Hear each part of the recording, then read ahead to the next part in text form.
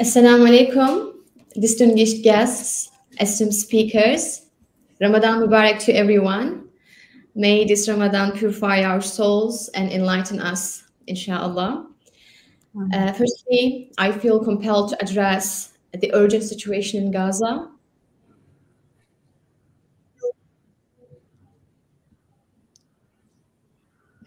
The ongoing genocide must be stopped immediately. We must stand in solidarity and declare free Palestine. It is a pleasure to host you at this webinar titled Despite the Glass Ceiling, a conversation with leading women in academy and business. I extend my warm welcome to all those listening to us live and those who will tune into this broadcast later. Thank you very much for joining our program. Today, we are here to discuss a significant topic today. As women who make up half of the population, it is crucial that our voices be heard and our issues discussed, right? I'll keep it brief, but allow me to introduce İLKE Foundation. İLKE is a think tank organization comprising 4 research centers and 3 member associations, focused on Islamic economy, civil society, education, and social policy. İLKE Foundation produces numerous technical reports, policy briefs, and organized symposium and conferences. İLKE Agenda is such an initiative as well. And moving on, I would like to introduce our distinguished guest today, Professor Amina Beverly Aldin and Farzana Rahman are here with us. Firstly, I would like to introduce Professor Amina. Professor Amina Aldin is an Emerita Professor of Islamic Studies in the Department of Religious Studies at DePaul University. In 2006, she founded the United States' first undergraduate program in Islamic World Studies. She is the former editor-in-chief of the Journal of Islamic Law and Culture. And next, Farzana Rahman is a highly accomplished toy designer, entrepreneur, and managing director at Decidol Company. As a recipient of prestigious Queen's Award in 2020 and Inclusive Innovation Award in 2022 and 23, she is celebrated for exceptional contribution to the toy industry and her commitment to inclusive innovation. She designed and launched best-selling plus talking dolls, Amina and Yusuf, that help children learn about Islam in an interactive and fun way. Now, let's begin our conversation. To our listeners, please feel free to ask any questions in the chat box. At the conclusion of the session, I will ask the question to our speakers. You can mention which question do you want to ask to our speakers. To start, I'd like to invite Professor Amina Aldin to share her insights on women in academy.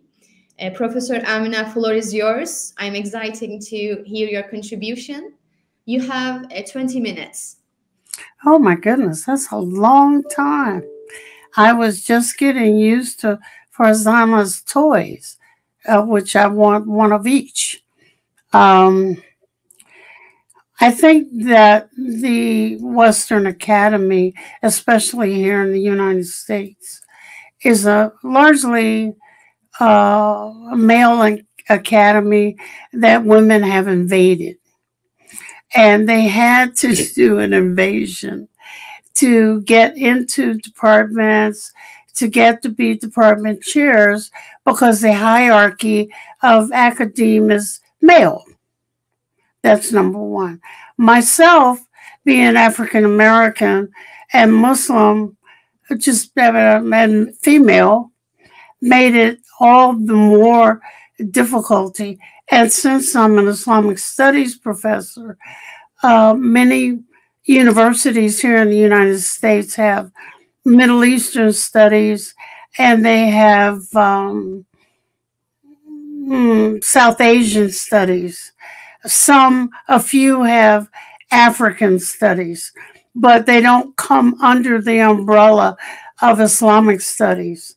And the program that I designed looks at Islam and Muslim cultures across the world. So students, after taking the basic courses in the Quran and Hadith and the law, a little bit of Arabic literature and poetry, while studying languages, Arabic, French, and German, moved on to look at culture. And they took courses in geography, in arts and architecture, uh, history, Islamic history, which is a 3-part course. And they got a fuller, in my estimation, idea of Muslims in their home state. They also, I don't know if you know about Solia, but they got to work with students around the world via Skype and later Zoom and some other things. They also got to study abroad. But my experience was I couldn't tell most of the time whether it was because I was Black, female, or Muslim. I was the only Muslim in my department. I found out after I accepted the job that there were very few, and I do mean very few, under 5 Muslims in the entire university. And I found them. I went on a bit of a hunt to find them, and they were immigrant American Muslims who were fighting through the thing of a green card and visas and this, that, and the other, and was scared to speak out. Students, however, were more numerous. So I opened the first MSA on DePaul's campus because students didn't have a way to gather, and then I could get a little bit of a relief by going to where the students were. I think it's very difficult because females, and I know Farzana has had the same thing. Females, whether it's academia or business, are holding down several jobs. It's kids, it's the house, whereas male academics are largely served by females in their household. So they get a chance to sit back and work. Because you have to produce, you have to write, you have to go to conferences. And for women, that is a lot of juggling. And many times you don't get to go to all the conferences you want to go. Kids get sick, you're home. The faculty can be, and mine vary. Before 9/11, they were very friendly. After 9/11, they became hostile. And it continued until I retired. The university change, you could feel a change in the university regarding anything that was different, Islam, Muslims, but that also held for some immigrants, not all. The pressures to publish, just like for Farhana creating all those beautiful things back there, the pressures to get it done, despite your other jobs, makes life difficult. Fortunately for me, I had a husband who was in there with me, serving coffee and chasing children. But it's very, very difficult. What else can I say? You have to ask me something. Okay, thank you. I want to ask, you said that, Pardon me for drinking. yes, Mhm. uh, uh, female academics actually have to do lots of things. For example, raising the children, etc. Lots of work to do. How did you overcome? Because you are a professor emerita, you actually overcome this situation. How did you manage this academy and also your private uh, staff? I don't know that I managed it well. I navigated a lot, steering in the darkness. Um, I tried to uh, involve my children in what I was doing. So I drug them all over the planet. They enjoyed their experiences, felt like they were constantly uprooted. Um, and they probably were. There were lots of times when I just was unavailable. And then you have to make up time when you're unavailable. I and this goes, it's not just for academics with women with children, but it's also for those who purposefully choose not to have children. They still have that second job. And there is a pressure from husbands or mates to be available. And you just, turning, writing books, conceptualizing, and then writing books takes an awful lot of time. So you don't really manage. I think you navigate. You try to anticipate the obstacles and then navigate. Thank you. Thank you for your answer. Also, I can ask a question about to be a woman. You are an academy. Is that really important to be an academics as a woman? What is the female contribution to the academy? Is it differentiated from what men are contributing to academy? Mm. I would honestly say yes. In the fact that academic writing, uh, is very different from regular, I want to call it regular writing, popular writing, other kinds of writing. You spend uh, a great deal of time in research. And you have to know your field thoroughly.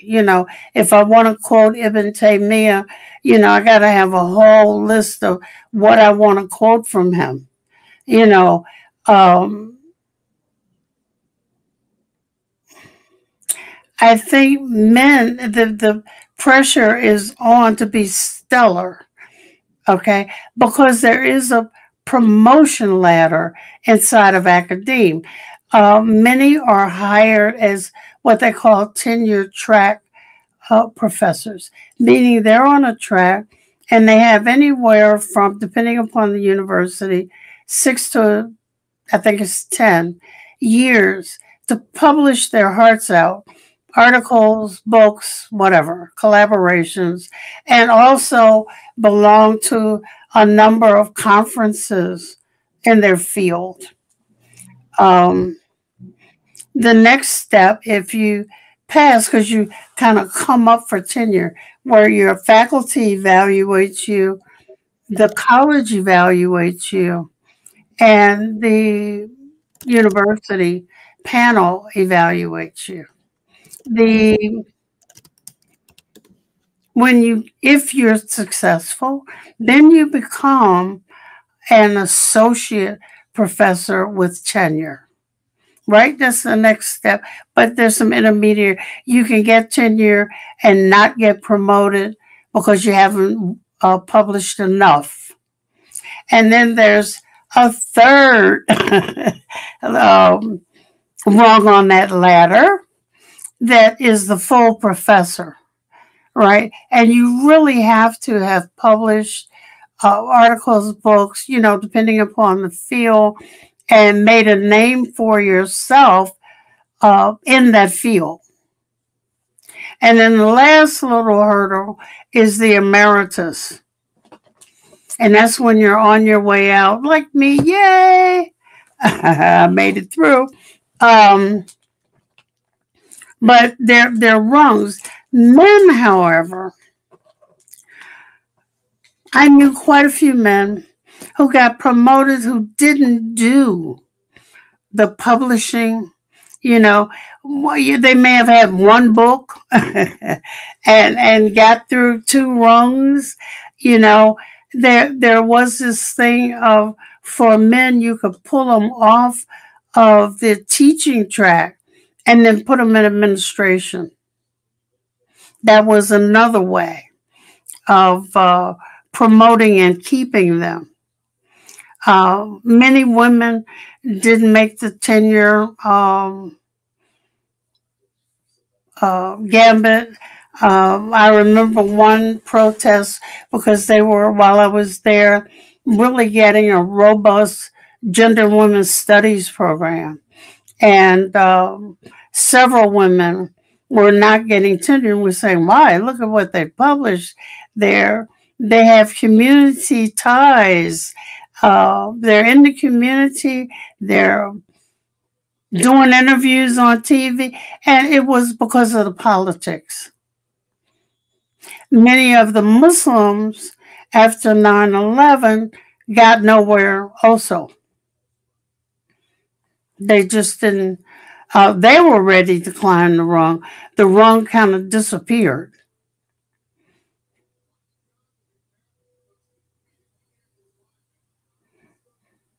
So some women took to hiding, say, for example, their Arab or Iranian ancestry and kind of anglicizing their names, thinking that would help, a little bit, and it doesn't. You look concerned.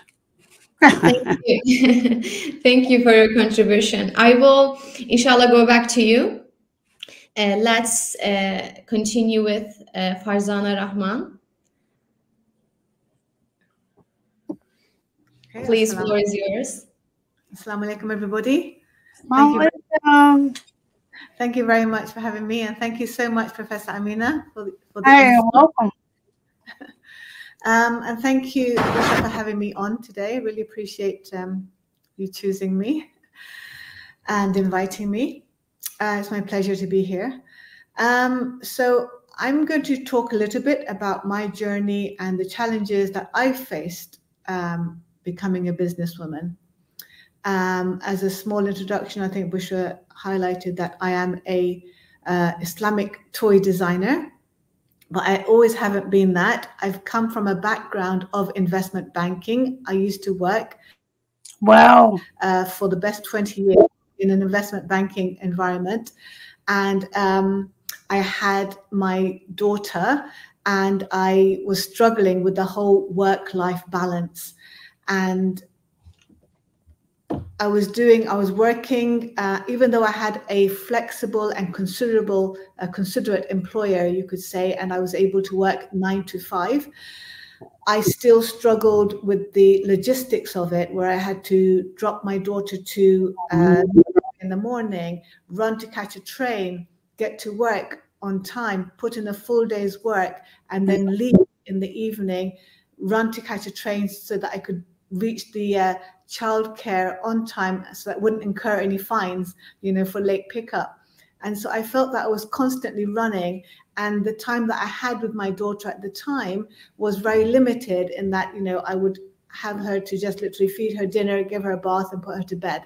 So not really what I had envisaged for myself as being a mother and enjoying the early years of my child growing up. So there was definitely that guilt that was there, and trying to navigate that and figure out, okay, what can I do? Because my daughter, I returned to work very soon after my maternity leave. Within 4 to 5 months, I was back in the office and she was in full-time daycare. And it continued like this for her first 4 years. And it's only when I fell pregnant with my twin boys that I realized, okay, I really want to enjoy motherhood more. I want to enjoy my children more. I want to be there to pick them up after school. I want to hear about their day firsthand, and I want to enjoy the best parts of their day with them and the tail end of their day. So I was challenged with having a full-time job. So I decided to start up my own business. And how did I come up with what business I wanted to start? Well, it's very simple. My daughter is 4 years old. I'm teaching her about her faith in a fun way. And I believe very strongly that children learn best through play. And so I'm looking for toys that will help nurture her love for Islam, that will help teach her beautiful Islamic faith to her in a fun and interactive way. And I couldn't find anything. And there was my answer. I took it upon myself to design Islamic toys. It started with 2 talking dolls, Amina and Yusuf. And it was a huge learning curve for me because I don't come from a business background. I don't have a creative background. It was just something I felt very passionate about, because I felt that if I, as a parent, am missing toys that will help learning about Islam fun for their kids, then other parents must also be missing. So I just embarked on this journey, made a few sketches, and then the challenges started presenting themselves. And challenges, for example, I had to go and visit factories in China, and at the time I had my 5-year-old and I had 1-year-old twin boys, and I'm thinking, okay, if I was a guy, it would be so easy just to jet off. But to be honest, I have a very supportive husband, very supportive family, and I made up my mind that I need to go to China to try and source a really good factory that's going to be responsible for producing my toys. So I embarked on that journey. I jumped on a flight all by myself, going to a strange land with a strange country where I didn't speak the language, but I'd made some good relationships online with factories, and I went to visit them all. I saw them all with my own eyes, so I could see, whether they were ethical, whether they met the safety standards that I was looking for, and to make sure that they would adhere to those toy safety standards, stringent toy safety standards that are required, for toys for our children to play with.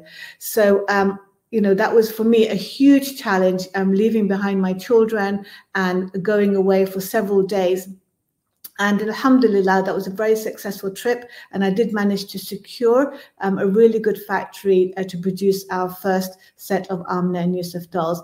And again, that was just the very, very beginning of the journey. From there, I really struggled to accept myself as a businesswoman, as an entrepreneur, even though I had produced, designed dolls. I had designed an Arabic alphabet puzzle. I had written a book. I still refused to accept myself, because I think when you accept yourself as a businesswoman, then there come expectations. Okay, how much profit are you making? How much turnover are you doing? Which stores are you in? And so I was really shy about owning up and to really admitting to myself that, you need to take this seriously. This is your job. This is your livelihood. This is how you earn a living, really own it now. And there came a time when I was designing one of my toys. I think it was one of the 9th or 10th designs that I was doing. And it was called my dua pillow, that teaches the sunnah of bedtime.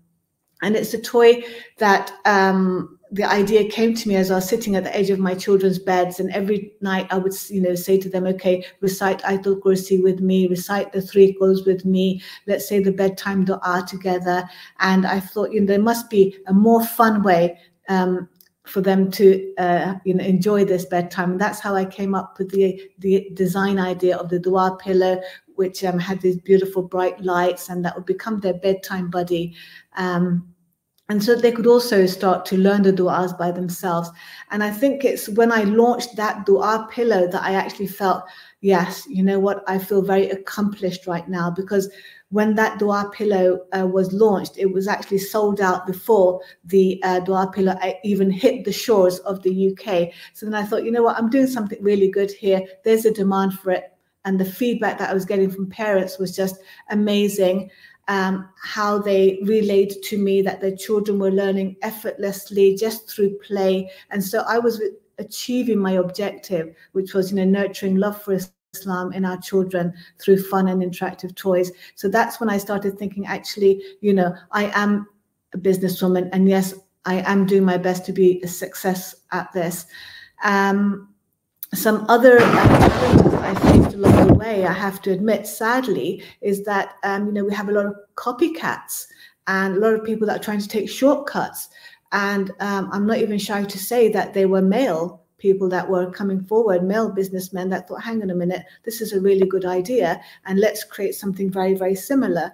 And I think, you know, that's, I felt was very sad for our community, that they couldn't themselves be imaginative and come up with their own ideas, instead of, you know, taking my idea of a star pillow, maybe creating a different shape and calling it their own, or even, you know, some very brazenly, you can say, copy the exact star shape, exact content, and try and pass it off as, you know, one of my branded toys. And, you know, these are just one of the few challenges that we face, you know, copyright issues, you know, intellectual property rights issues. And you know, it's a constant battle, and I know I'm not alone, you know, on that journey. Sadly, you know, with Islamic toys, someone try to take shortcuts and. Sorry for interruption, Farzana. Is there any problem with your mic? We kind of. Oh, sorry. Is there rustling or something going on? Okay. I'll try not to. Okay, thank you. So yeah, so you know, it's been I've been doing this now for 15 years. Alhamdulillah, I have a range of around 50 toys, all designed by myself. I still consider myself a small business. I'm still growing, but it's something that I'm very passionate about, something that I really enjoy, you know, alhamdulillah. And, you know, I do believe that I am breaking some of those glass ceilings that are presented to us, you know, as Muslim women. But I have to say at the same time that I've been very fortunate to have the support, you know, of my husband, who's been very, you know, he's really championed me the whole way through. And I know that not everybody has that support at home. And I've got a network, you know, I've got my sisters who have been like second mothers to my children. So I can go away and I can attend events, I can attend trade shows, I can visit the factories, I can go abroad and not have to think and be guilty about that. Should we say that if you become a successful businesswoman, you have to have a supportive husband as well? It definitely helps, you know, that it really, I'm not going to say I wouldn't be able to do it without them, because I'm quite strong-minded like that. I'm very determined and wants to have a passion. So I guess he knew that it's not something that he can not support. But to be honest, you know, he's got a very good nature like that, and he's been a real brick, you can say, and the real wind beneath my wings that kind of kept me afloat through the highs and the lows, because obviously, you know, over 15 years, you have some very high points and you have some very low points. And, you know, he's always been there to kind of push me through and to champion me and support me. So, yeah, so, I mean, those are some of the challenges that I've kind of faced along the way. Thank you for your contribution. I just wanted to ask about, you know,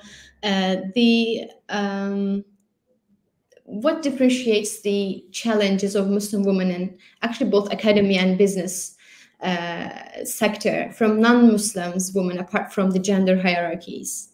You can ask this question, Farzana Rahman, first if you want, and then maybe Professor Aldeen wants to answer this question. Could you ask the question again, please, Bushra? Sorry, I didn't get it. Yeah, okay.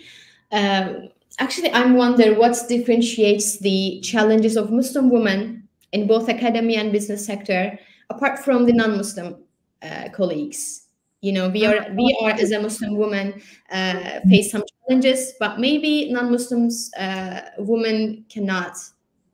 Well, I think for me personally, my journey is embarked on a very niche market, which is that of Islamic toys.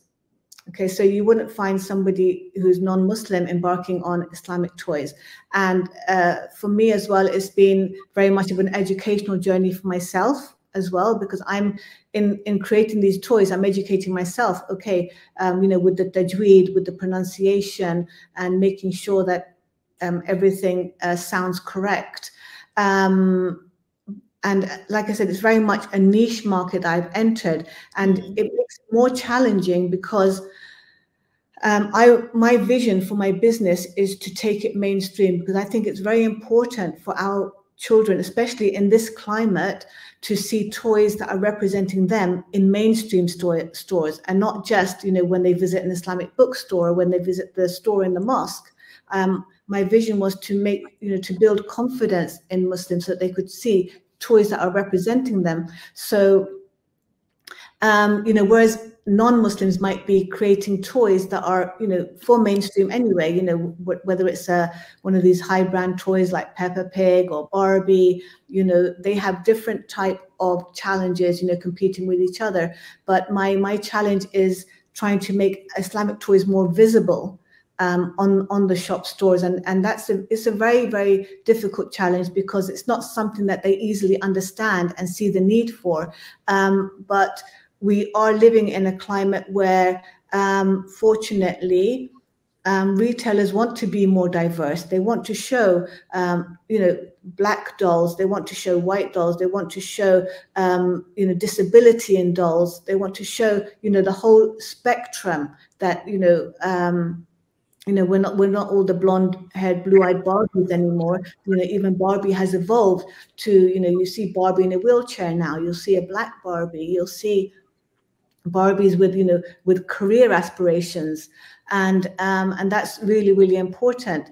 But for me, trying to educate the toy retail sector about the contribution of Islamic toys can make to their industry is still something I'm striving to do, and still something that you know, is a challenge for me. But, you know, alhamdulillah, I am making steps in the right direction. You know, our Islamic toys can be found in, you know, Asda supermarkets, which is a grocery supermarket in the UK, and also in a major department store called Selfridges, again within the UK, and which is very big for our community to be able to go into these mainstream stores and see toys that are representing, you know, the kids, and it really helps boost their confidence. So these are the kind of, you know, differences you could say that and challenges that I'm facing as a Muslim versus a non-Muslim. Bushra, can I ask Farzana a question? Yes, of course. I'm really curious, and I see, I think students would love to know, and others, how do you start your own business? How do you keep those sheets? What kind of resources do you need to have for a successful business? And yours is successful, and I'm ordering this pillow today.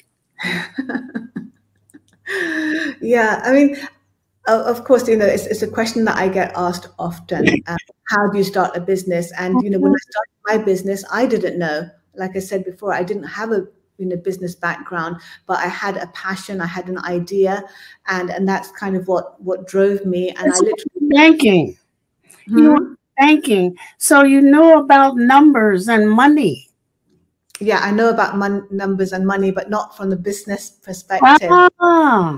Yeah, and, you know, alhamdulillah, everything I did, you know, is self-funded, you could say. So, you know, when I had money in my, when I sold, you know, created my first dolls, I had to wait for those to sell before I could start investing, reinvesting, and then create another doll or another toy. So, you know, literally I started pen and paper, drew a sketch, took it to a graphic designer and said, please make this look better. Then I emailed those designs over to Wow.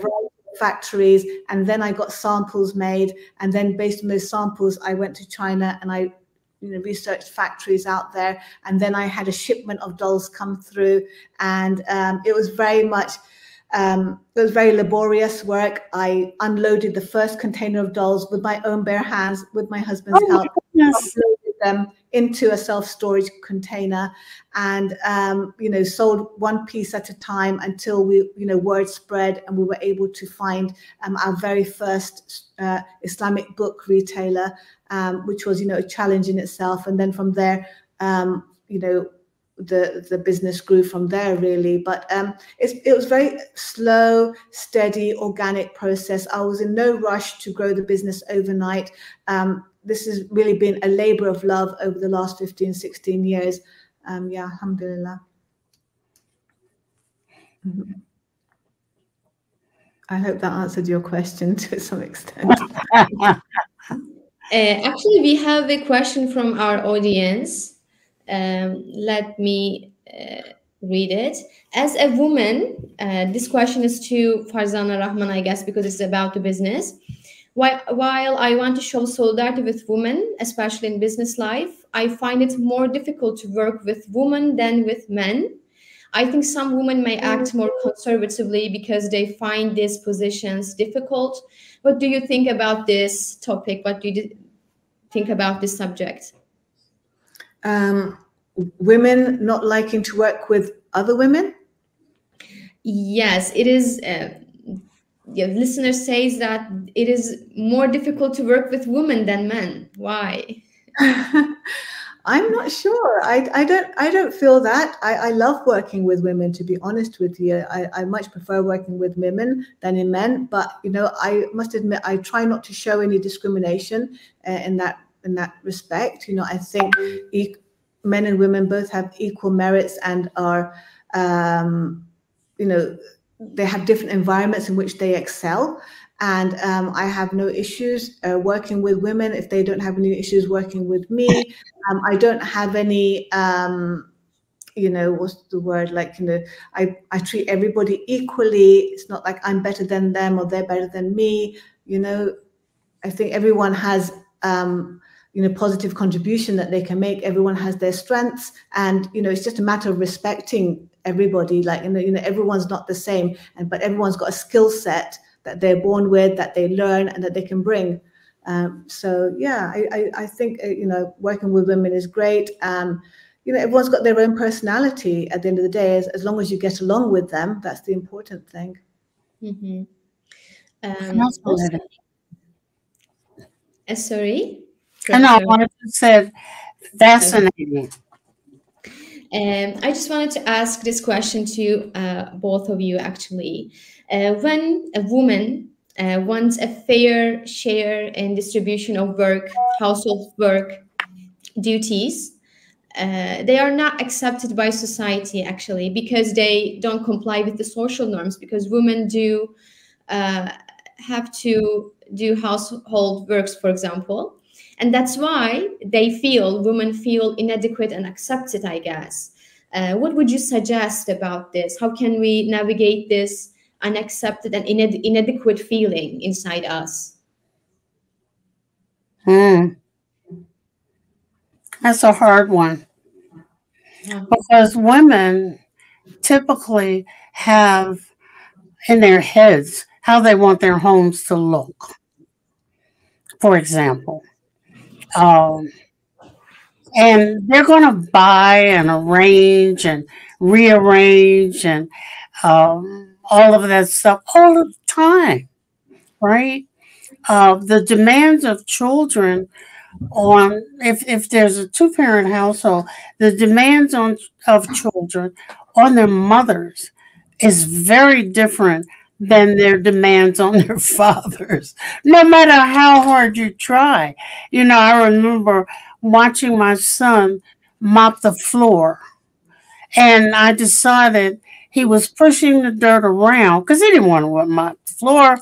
That was somebody else's work. He would not have said women's work, but it was just somebody else's task. And I'm saying, oh, this boy, I'll never let him mop a floor again. But I also think that there can be a fair share with regard to respecting each other's time and their need for that extra time. Like Farzana is talking about, and I find that so awesome. Drawing sketches. I couldn't draw if you paid me, but she needs time. And if you can hold the house at bay to let her just get in the groove, so to speak, to do what she needs to do, then that's more of a sharing. Because the husband may be a writer or a professor, and you need to let him have, just that time.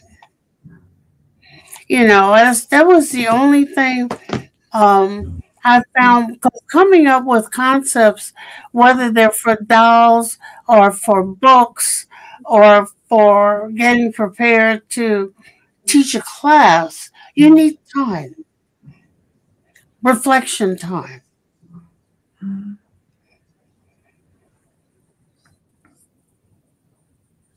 I agree. And what do you think about Farzana? Yeah, I mean, Professor Amina, she hit the nail on the head. I need time to get into my groove, when I'm designing, creating toys. And like I said, I can't sing my husband's praises enough and I never do, to be honest, talk about him, which is why I'm talking about him more today than I ever had, because I realized that I don't praise him enough, because he is literally my right-hand person, and we do divide the work completely, at home, and he does more than me, you can say, and supports me completely in the household chores. Between us, neither of us are afraid to hoover, do the vacuuming, do the laundry, the dishes, the cooking, everything. We step in and fill each other's gaps. And he knows that my business requires a lot of focus. So when I'm focusing here, he's handling everything there. And Right. it's something that we need to lead by example, to our children. I've got 2 teenage boys now, 17-year-olds, and Wow. they clean better than me. They clean better than me. Send them over.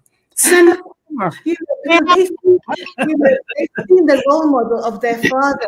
They've seen, how much he supports me, how he, participates in household chores, without, effort, but just knowing that it's a job that needs to be done, and it needs to be done well.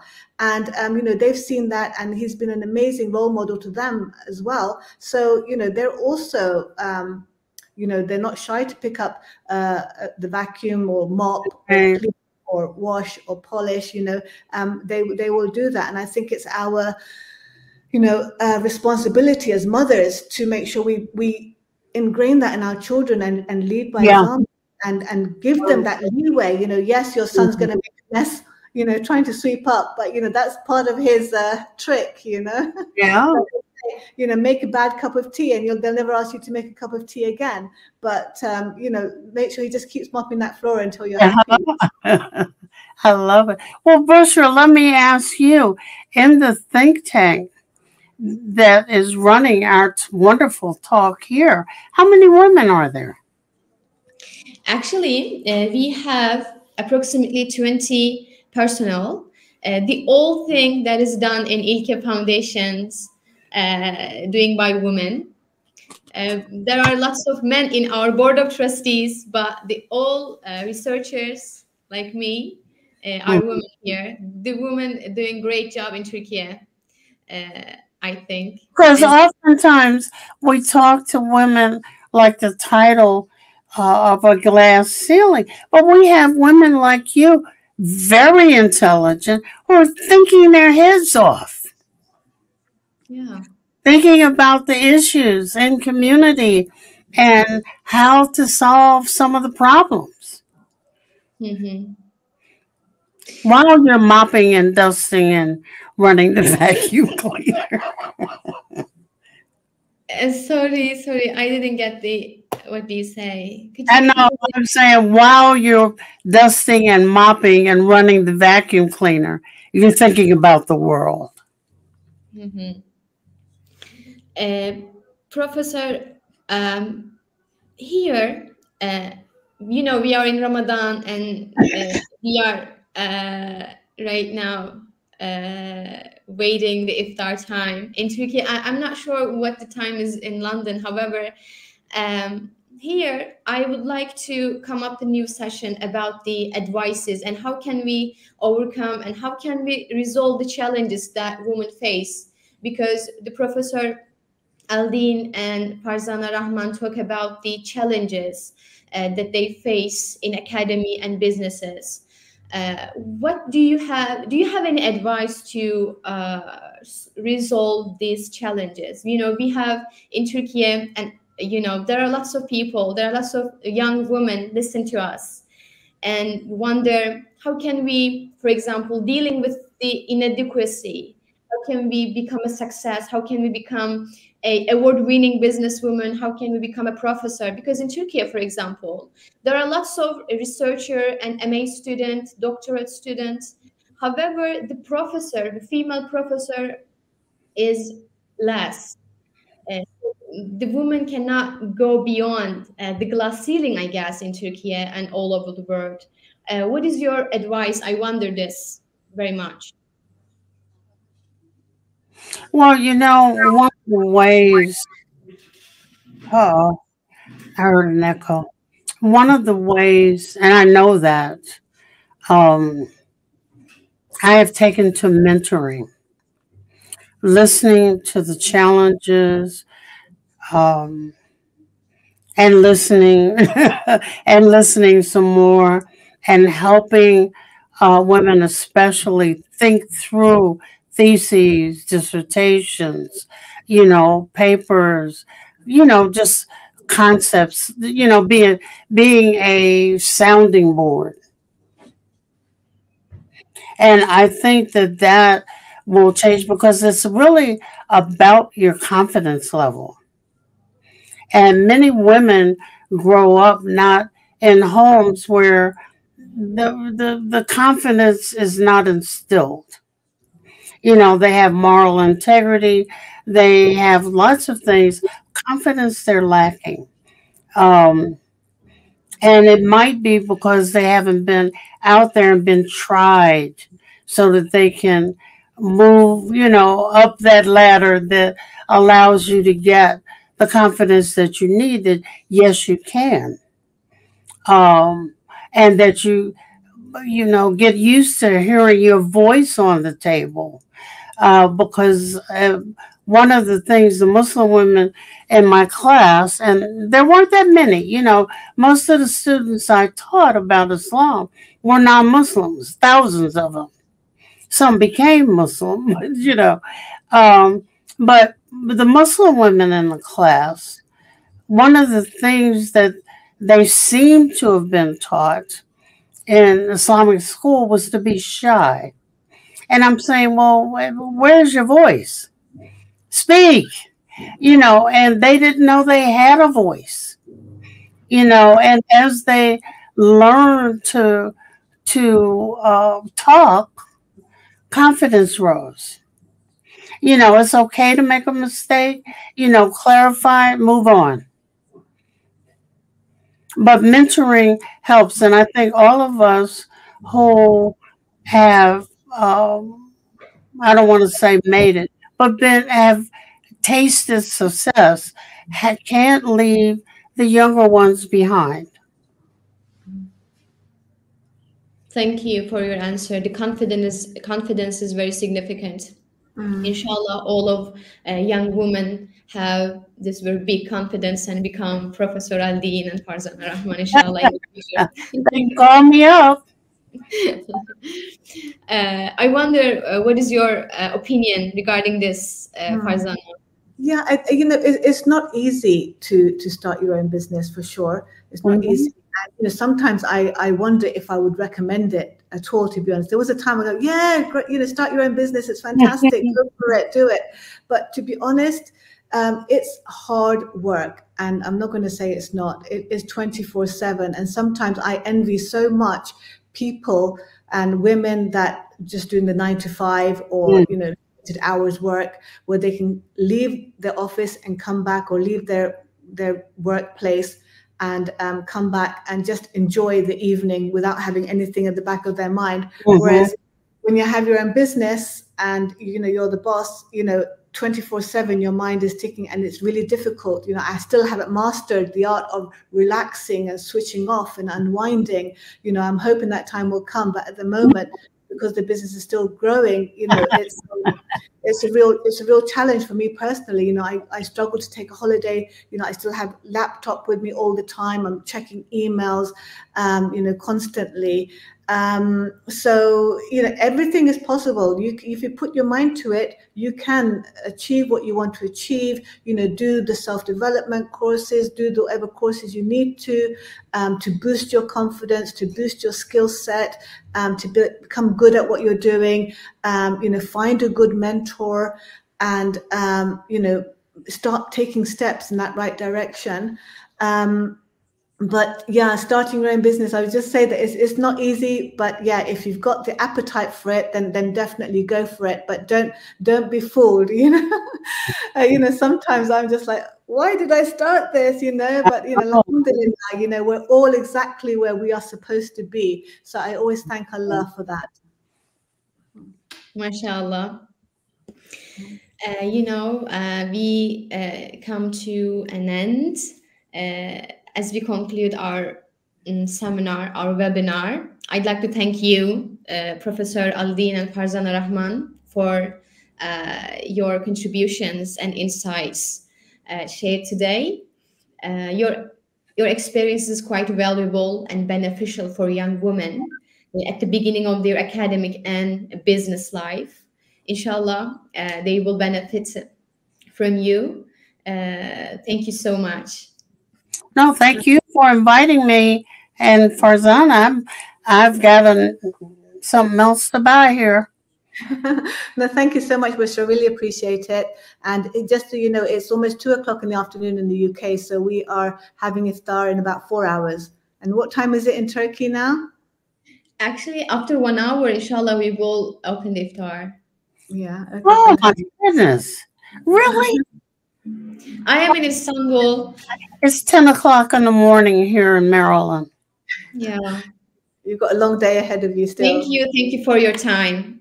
No, thank you very much for the invitation and for the opportunity. And I really hope that it was of some benefit to your viewers and listeners.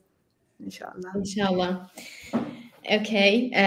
All of the listeners, thank you for your participating. Inshallah, this webinar will watched again and again, I think. I'm very appreciated to meet you, Farzana Rahman and Professor Aldeen. See you later. Thank you. Assalamu alaikum. Ramadan Mubarak. Ramadan Mubarak to everyone.